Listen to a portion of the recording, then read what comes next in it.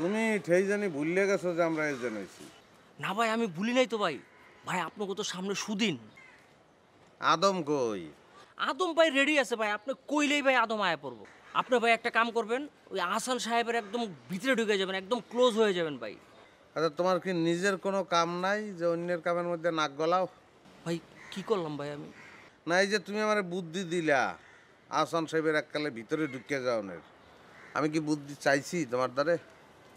বুদ্ধি ভাই আয়া পড়ে। বুদ্ধি আইয়া পড়ে?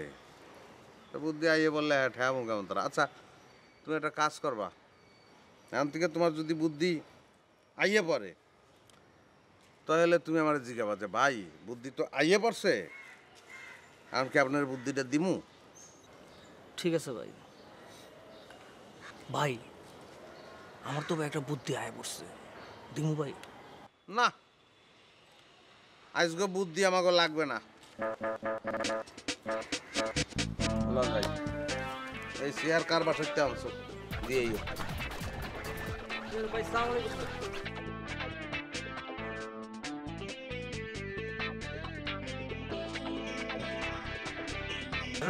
স্যার আপনি কি আমাকে ডাকছেন স্যার?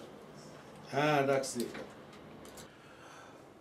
তোমাকে দুইজনে একটা প্রশ্ন করি, এটা উত্তর দিতে পারো কিনা এটা আমি একটু ট্রাই করে দিই তোমাকে। আচ্ছা ধরো এটা একটা 10 ইঞ্চি ইট, পুরানো।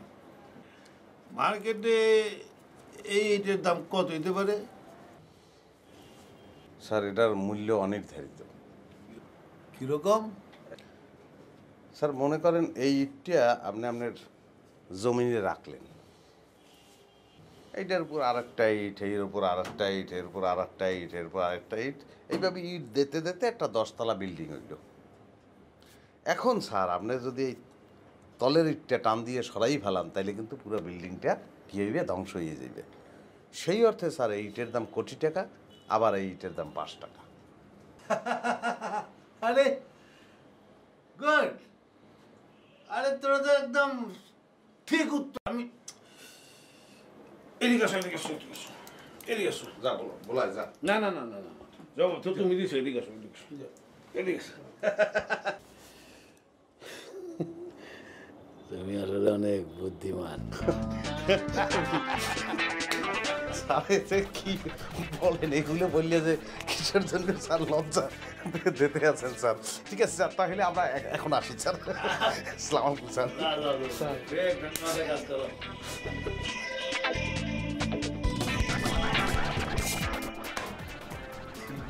দিছে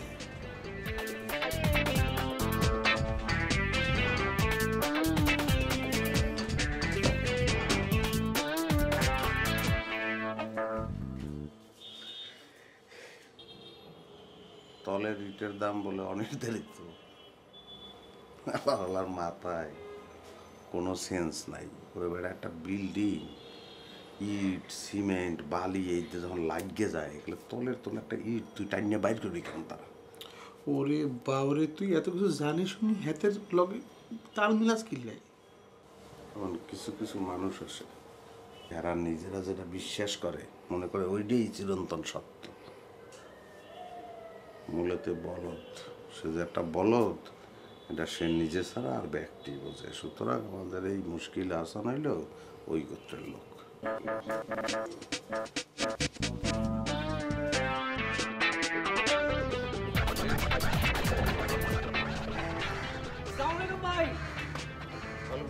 সরি ভাই, কিছু মনে করেন না, একটু দেরি হয়ে গেল।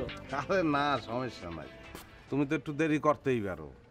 ভাই আমার ডাকছিলেন ভাই, বিষয় কি? ডাকছি একটা গুরুত্বপূর্ণ বিষয়ই, মানে আমরা দুইজনে মনে করতে আসছিলাম তোমার কথা। তুমি এর মধ্যে বলছিলে না যে ওই আদমের এজেন্ট হইতে চাও? জি ভাই জি। কিন্তু পরে আবার বললা না যে তুমি চালাক, সেই জন্য সেটা হইবে না। জি ভাই জি। ওইটাই মূল কথা হইলো, টাকা এক জায়গা থেকে আসলেই হয়। হ্যাঁ, আমি আর ও আমরা তো একটা কোম্পানি পাইছি, সে জায়গায় দুইজনে 10 লাখ 10 লাখ 20 লাখ টাকা ইনভেস্ট করছি। 32 দিন পরে আমরা 40 লাখ টাকা পাবো। এরকম কোম্পানির নাম শুনছো তো তুমি নাকি? হ ভাই শুনছি, কিন্তু ভাই এইসব কোম্পানি দ্বারা ভাই টাকা মার যাওয়ার একটা সম্ভাবনা থাকে, 2 নম্বরেরও একটা ব্যাপার থাকে ভাই। তুমি একদম ঠিক কথা বলছো। এরকম কোম্পানি আছে, ওরা সিট কোম্পানি। আর আমরা যেখানে ইনভেস্ট করছি এটার নাম ক্লিন ফান্ড। মালিক হইতে আছে আমার খুব ঘনিষ্ঠ বন্ধু, সমস্যা নাই। যদি তুমি চাও তাহলে ইনভেস্ট করতে পারো। 5 লাখ টাকা তো তোমার দ্বারা আছেই। 5 লাখ টাকা ইনভেস্ট করলে তুমি 10 লাখ পাবা। আর মূল কথা হইতেছে কি, টাকা তো লাগবে 100 কোটি টাকা। 1 কোটি 2 কোটিতে তো কাম হইবে না। তো এটা আমাকে দুজনের পক্ষে সম্ভব। উঠতে হবে সবাই মিললে। তোমারও টাকা হওয়া লাগবে, আমারও হওয়া লাগবে, ওরও হওয়া লাগবে, আশপাশে যারা আছে সবাই মিললে ইনকাম করবো। ভাই আপনি যদি সাহস দেন আমি ভাই ইনভেস্ট করুম। আচ্ছা সাহস দিলাম, এটা সমস্যা না, কিন্তু একটা শর্ত আছে ভাই। তোমার টাকা যে কালে 5 লাখ 32 দিনে 10 লাখ হইবে, তখন কিন্তু ভাই আমার একটা মোবাইল সেট দেওয়া লাগবে। ভাই এর একটা কথা কইলেন ভাই, আরে আপনারে ভাই আপনাকে 2 জনের 2টা মোবাইল দেবো ভাই। আপনি কোনো টেনশন করেন না ভাই, কালকে আমি টাকা লই আইতেছি। দেখছো কি কয়। ঠিক আছে। ঠিক আছে ভাই, আমি ভাই কালকে টাকা জমা করে লই আইতেছি।